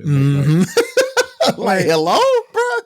Listen, I'm all for fun. I love people having fun. I love for athletes to celebrate their accomplishments. But dog, you just got back from being suspended for 25 games for being involved with guns. And I know this is like a lighthearted way of you celebrating being back maybe and just referencing the guns issue. The NBA ain't playing with you on this, bro. They ain't playing with you, bro. They not going to play with you on this. And so you might think it's funny, and you said it was a dance that was a part of the Louisiana culture, whatever. I forgot what the name of the dance was. And LSU used to do it this year. And the actual what he did, I seen it in a Twitter or X clip, but the dance is like with the hips. All the other gyrations, the players were just adding it to it. It was different variations of it. Yeah. And so, bro, listen, all I'm going to say to you is tread lightly. You want to make sure, don't change who you are to some regards. Like, continue to be Ja Morant on the court. We love that. America wants to give you another opportunity. We're good for giving people second chances. The land of second chances, I swear. Yep. But if you like continue to like put in our face that, you know, you got away with it and make us believe that you feel like you're bigger than what you actually are, it won't go well for you. And so my message to you, Ja, is continue to play how you have been playing since your return from your suspension. And I would almost say, just for the rest of this year, be as melancholy or as Manila plain as possible when it comes to what you do on the court in celebrations and outside of court on Instagram and stuff like that. So people can be like, okay, he did actually learn from this situation that he went through, rather than, oh, same old Ja, he just gonna do what he do, and then have that opinion of you. Because what the public views you, how the public views you, and how the media portrays you can play a big role in how the NBA takes action on anything that they deem might be questionable. And that's exactly what's going on right now. Is they looking at Ja like, same old Ja. Same Ja. Ja needed Patrick Star it, bro. Just live under a rock for 52 more games. Patrick Star it, bro. Just go live under a rock. Don't go on live. Don't go to no strip clubs. Don't do no crazy stuff, celebrations after just Patrick Star it, bro. Just you need to just chill, dog. Like, cause it's not you.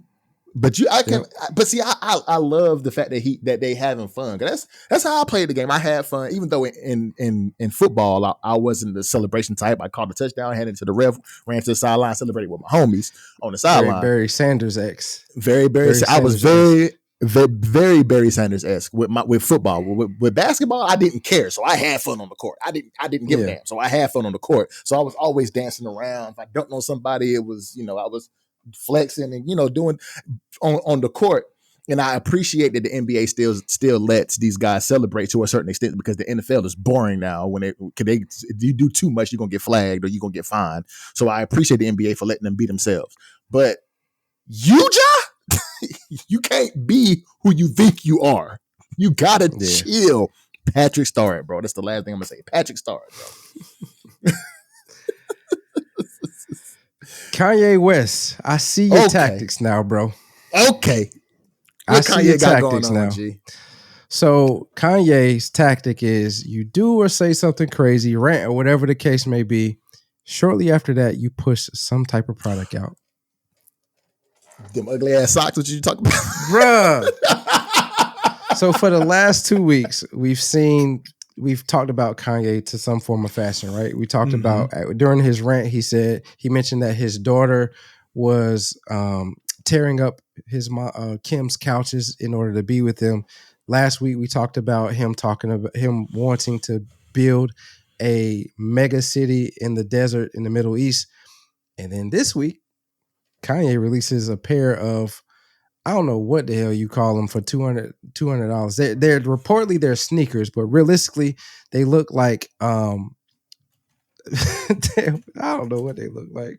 But they look that they're socks with rubber soles. Rubber soles on them. Yeah, they're called the Yeezy Pods. Yeezy Pods, and they're available for If y'all seen these things, I don't know, D-Lo, if you want to put a picture up on the screen or whatever.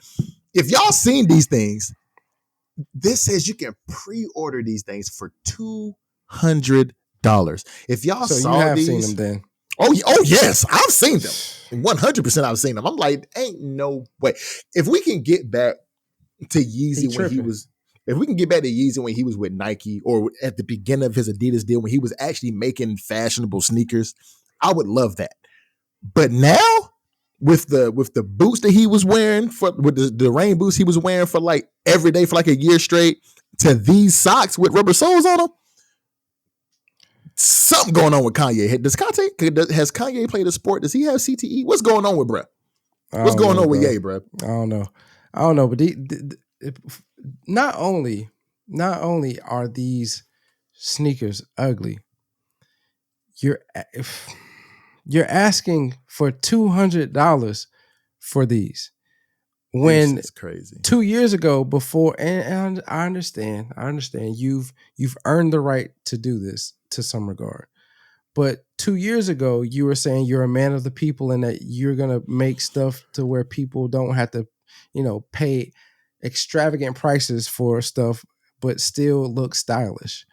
But then in the 2 years after, you come out with some 1776 stockings that the men of those times used to wear. I don't know what this is. I don't know what this is. Like, I'm not much of a sneaker head. I do enjoy sneakers. So I say that because I don't know exactly what style is, like those red boots that people were wearing. Those big red boots, like the rubber the boots. shits was ugly as to me, but you saw it all over social media. So my thing is, now that this comes out, will we see this on social media just because it's Kanye that's releasing it and it could be seen as a status symbol, or do people actually think this is stylish? I don't think this is stylish. You know what's crazy, D-Lo, is I Googled the Yeezy Pods, and the first thing that came up was, shout out to Complex. The first thing that came up was their website. And I'm gonna take a turn from my childhood. I'm gonna age just a little bit with this. But when it comes to style, it's dare to be different. That's all it is. It's just dare to be different. And somebody in the comments of this article says, is it funny or scary to see bots programmed to hate? I guess AI is learning quick. Oh no, wait, do humans count too? This person also goes on to say, love them. Stand out and be different. I support Kanye as a legitimate first generation wealth generator. These things are ugly. I'm a sneakerhead. Y'all see my sneakers in the background most of the time. I'm a sneakerhead. I used to buy, resell. I did a lot of things before I moved out here. I love sneakers. I consider myself a sneakerhead. I look at the releases. I look at the hype shoes. I go on StockX and Goat and Grail to try to figure out what's going on. I have a account with Foot Locker that they email when new releases are coming out, and I can put in for a raffle to win them. I am a sneakerhead. These to me are ugly. Trash. They are terrible. But the fact that everybody is so dare to be different when it comes to style, somebody is going to wear these. And I think, if I'm not mistaken, after he got finished wearing those rain boots all the time, he was seen in something that looked like socks all the time too. I think he was promoting these, if I'm not mistaken. So, right. Bruh, and it says that sales from the Yeezy relaunch generated $437 million in revenue for Adidas since they relaunched Yeezy, which we kind of saw that coming, because after they got rid of Yeezy, their stock crashed crazy, right? And they didn't have anywhere to offload a lot of the inventory they had, so they had to bring Yeezy back. We saw this coming. We saw it coming from a mile away. But it's like, bro, these things being these $200 for some rubber sole socks. Boy, you bugging out. You big bugging. And all y'all that buy them, y'all bugging out too. I ain't gonna lie, because these things are not worth $200 and they are not fashionable at all. But dare to be different, my nigga. Do you? It won't be me. And I like sneakers. Well, I have owned maybe 2 or 3 pairs of Adidas in my life, and 2 of them were Kobe's and maybe a pair of shell toes. But other than that, you won't see me wearing these pieces of shit. Hell no. Trash. Hell to the no. They trash. They trash. Trash. Sticks, man. Happy New Year to you, my boy. Happy New Year to you, D-Lo, man. Episode 50? Episode 50. The big 50, cuz. Episode 50. You know, one thing I also thought I didn't mention, I think I like this setup, this format that we have. I also think throughout the next year, we probably should sprinkle in some guests here and there. We probably should. So people hear a different voice on our podcast, but also, give us some time to bring in different perspectives and what people think are complex to them. So I think that's another goal that I want to put in there, is that, we sprinkle in guests here and there, but still keep true to what we have been up until this point. I agree. I mean, we've been talking for a little bit about starting to bring guests on, so that way we can, like you said, give another voice on the podcast and maybe a different perspective on the podcast as well. Because we, our perspective is good, but somebody else's perspective might give somebody else another thought about what we're talking about as far as the topic. So I agree. We should sprinkle in some over the next year for sure. Most definitely. Yep. So anyway, episode 50. It's crazy. Whoa. Also, 50. Like we hit 50 right before the new year rings in, which is in New Year's Eve is tomorrow. We hit 500 subs on YouTube before the new year. That may have changed now. I mean, we're at 511, but we probably that may be something different now. It's just it's crazy, man. I think things are lining up, and I think if we continue to bust our ass as much as we can to make this thing go, then we'll find the success that we're looking for. I agree. But anyway, we want to thank you for tuning in to Too Complex. Remember, life is short and oftentimes complex, but when it becomes too complex, don't be afraid to lean on those that you love to help you find simplicity and balance in life. Stay prayed up in this crazy world. A few requests thrown above can return peace and sanity. Thanks for loving us and supporting this podcast. It means the world to us, and we're sending our love right back to you. Don't forget to subscribe on whatever podcast platform that you're listening to, and also follow us on all of your social media platforms. That's YouTube, Instagram, Threads, and TikTok.